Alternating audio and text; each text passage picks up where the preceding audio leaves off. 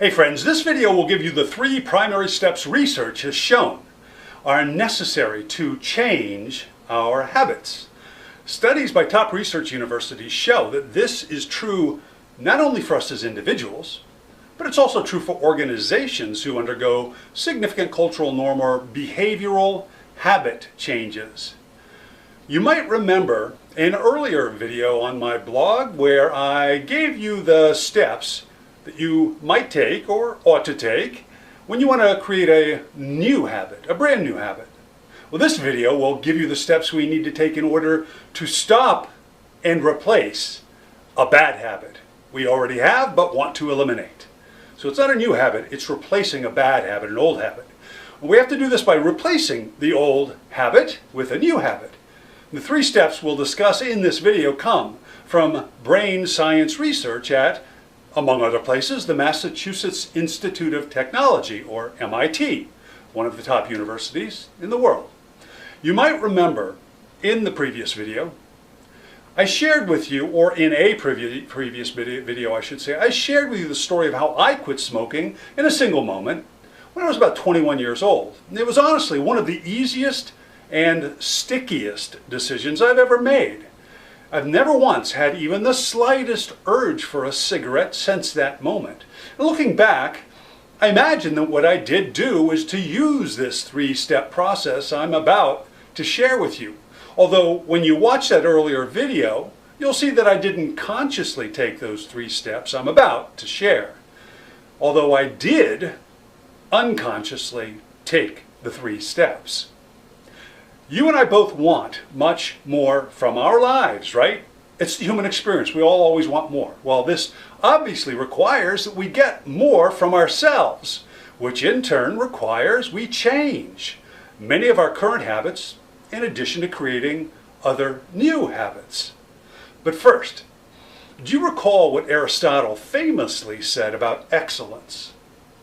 Aristotle said that we are what we repeatedly do. Excellence then is not an act, but a habit.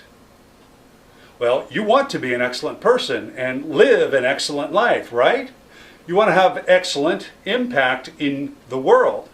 And if this is true, and it is, who we habitually are and what we habitually do defines us and defines our lives. It's not our occasionalness, our occasional beingness, or occasional actions that define us or our lives. Like Aristotle alluded to, it's our habitual being and doingness that defines us and our lives. Habits form because our brains are constantly seeking to save energy, to be more efficient, and to be more effective. As such, you and I go through the same routines in the same order almost every day of our adult lives. We sleep on the same side of the bed. We wake, typically, around the same time. We floss, we brush, we shave, we wash our face, our body, our hair with the same hands, in the same manner, in the same order, for the same amount of time, pretty much each and every day of our lives, right? The habits I mentioned are physical activities we undertake every day of our lives, pretty much. But we also have subconscious mental and emotional habits, don't we? So what do you habitually think about? Science tells us we have over 60,000 discrete thoughts each and every day, and that over 90% of them are the same from day to day to day. We have habitual beliefs and perceptions. What do you choose to habitually believe and perceive? How about your subconscious emotional attitude or mindset habits? What is your habitual attitude? Is it positive? Is it negative? Is it highly motivated? How positive, how negative, how motivated? These habits define your life. They are, in fact, what you actually experience as your life. Your beliefs and attitude also determine what you do, how often you do what you do, and how well you do what you do. Everything you do, everything. So wouldn't you agree that this matters an awful lot? Duke University research in 2006 found that more than 40%, 40, of the actions people perform each and every day aren't actual decisions but are habits. be willing to bet for a lot of us, it's more than 40% each day. For many people, probably much more. But even if it's only 40%, 40% of your life, don't you want to be sure you're living your biggest, best, most rewarding and promising life possible? Of course you do. MIT discovered that our habits incorporate a three-step loop. First, there's a cue or a trigger that tells our brain to go into automatic or habit mode. Next is our actual habit or routine itself. Our habits can be physical, mental, or emotional. And the third and final step is the reward that we get for engaging in the habit. Again, subconscious brain reward. The reward, of course, tells our brains if this particular loop is worth remembering and repeating in the future. Habits form because of some level of craving in our brains for our perceived reward. This is important because to eliminate a habit, we need to replace the unwanted habit with a new habit.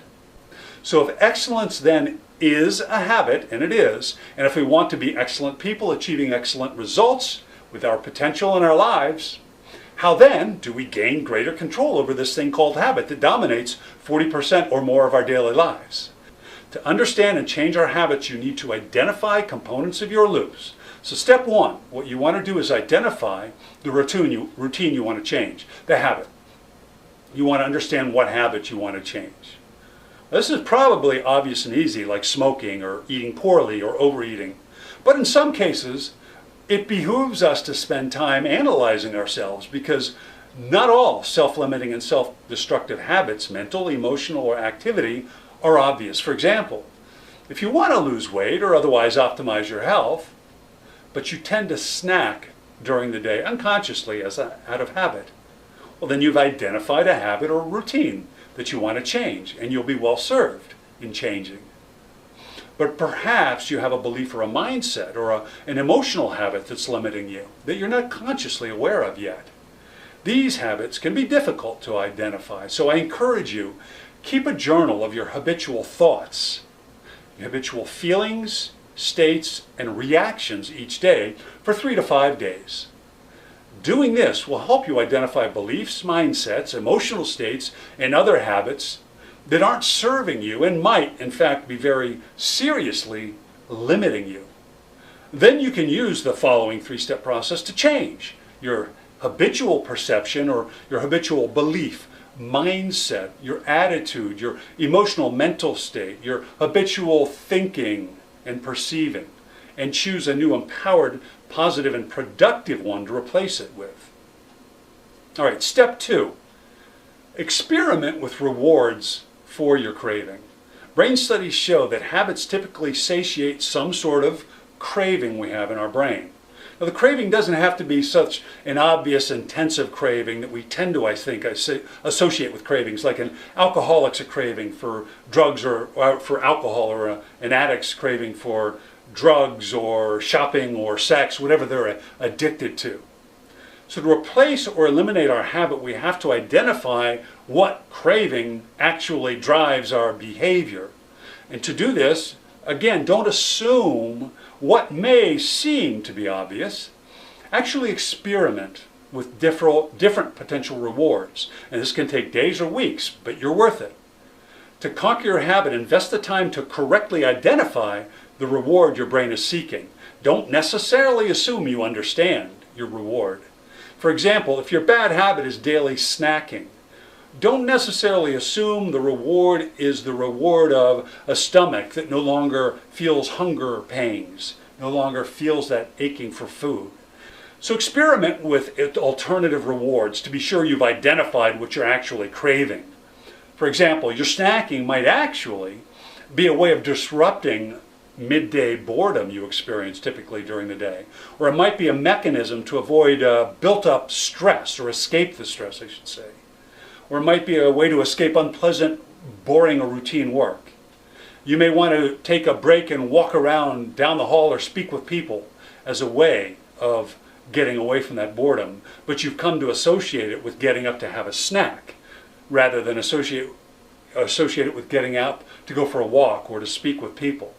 So start experimenting with new ways of satiating your craving, new habits. So instead of getting up and eating a snack, get up and go for a walk outside, or get up and go for a walk within the building, or get up and go speak with someone, or get up and talk to a friend on the phone, whatever it is.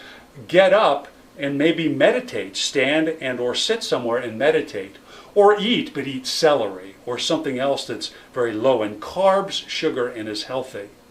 Finding the best reward, the healthiest reward, will allow you to satiate that craving, yet do so in a more healthy, holistic, or otherwise positive way.